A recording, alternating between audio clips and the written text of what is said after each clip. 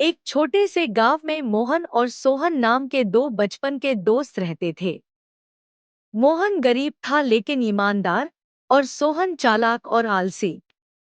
मेहनत से जीने के बजाय सोहन चोरी करके अपना पेट पालता था। रात का समय गोपाल के घर में चोरी हो जाती है। सुबह गांव में हड़कंप मच जाता है।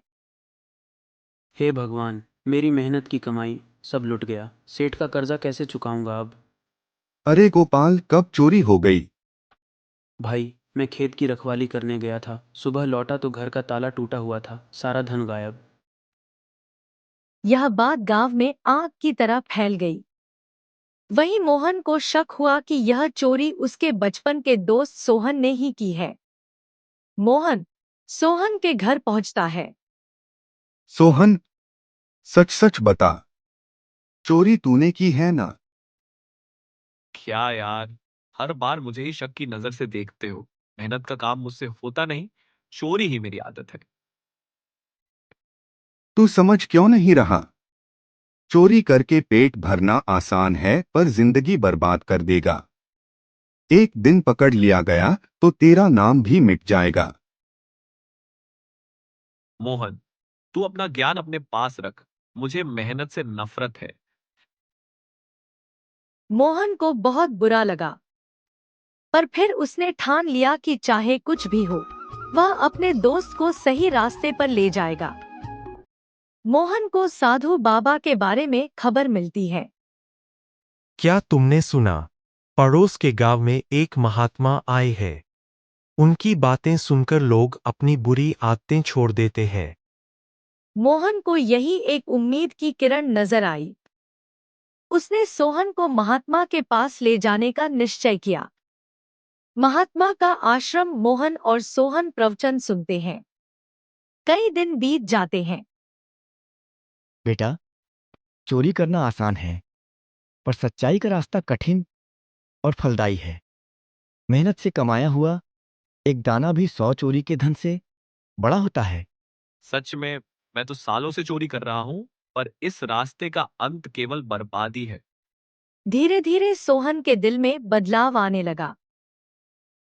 एक दिन सोहन महात्मा से साफ साफ कहता है। बाबा, मैं मानता हूं मैं चोर हूं, पर अब चोरी छोड़ना चाहता हूं। मगर मुझे मेहनत का काम नहीं आता। मैं क्या करूं? बेटा, चोरी की आदत छोड़ना मुश्किल है, असंभव नहीं। कुछ दिन यहीं रहो, सेवा करो, तुम्हें मेहनत का स्वाद मिलेगा। सोहन आश्रम में रहने लगा। सेवा, श्रम और साधु की संगति ने उसके मन को बदल दिया। अब वह पहले जैसा नहीं रहा। कुछ दिन बाद मोहन की बहन पूनम की शादी तय होती है। हमें दहेज नहीं चाहिए। बस आपकी बहन को अपनी बहू बनाना चाहते हैं। वाह, कितने अच्छे लोग हैं। लेकिन बारातियों की खातिरदारी के लिए मुझे पैसों का इंतजाम करना होगा। मोहन पैसे जुटाने के लिए चाचा और सेठ के पास जाता है, लेकिन हर जगह से निराशा ही मिलती है। वह टूटने लगता है। मोहन अकेला पेड़ के नीचे बैठा है। तभी सोहन आता है। क्या हुआ भाई, ऐसे क्यों उदास बैठे हो?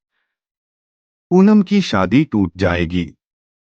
पैसों का इंतजाम कहीं से नहीं हो पाया। नहीं, पूनम तुम्हारी ही नहीं, मेरी भी बहन है। उसकी शादी धूमधाम से होगी। पर पैसे कहाँ से लाओगे? कहीं फिर चोरी का तो इरादा नहीं? नहीं भाई, अब मैं चोरी नहीं करूंगा। तुम्हारी दोस्ती और बाबा की सीख ने मुझे बदल दिया है। सोहन पैसों का इंतजाम करने गांव से निकलता है। रास्ते में उसकी नजर एक व्यापारी पर पड़ती है। व्यापारी के पास सोने के सिक्कों से भरी थैली थी। अगर मैं ये थैली ले लूं, तो पूनम की शादी धूमधाम से हो जाए। पर बाबा की बातें और मोहन की दोस्ती। सोहन व्यापारी के करीब जाता है। मौका देखकर थैली पकड़ने ही वाला होता है। अरे भाई, जरा मेरी मदद करना। तुम तो सच्चे दोस्त जैसे लगते हो। यह सुनकर सोहन का हाथ रुक जाता है। उसे अपने कानों में फिर वही साधु बाबा की वाणी गूंजने लगती है, दोस्ती में धोखा मत देना, मेहनत का रास्ता ही सही है। भाई मैं ये सोना चुरा सकता था, पर तुमने मुझे दोस्त कहा, और दोस्ती में धोखा देना मेरे उसूलों के खिलाफ है। क्या बात है।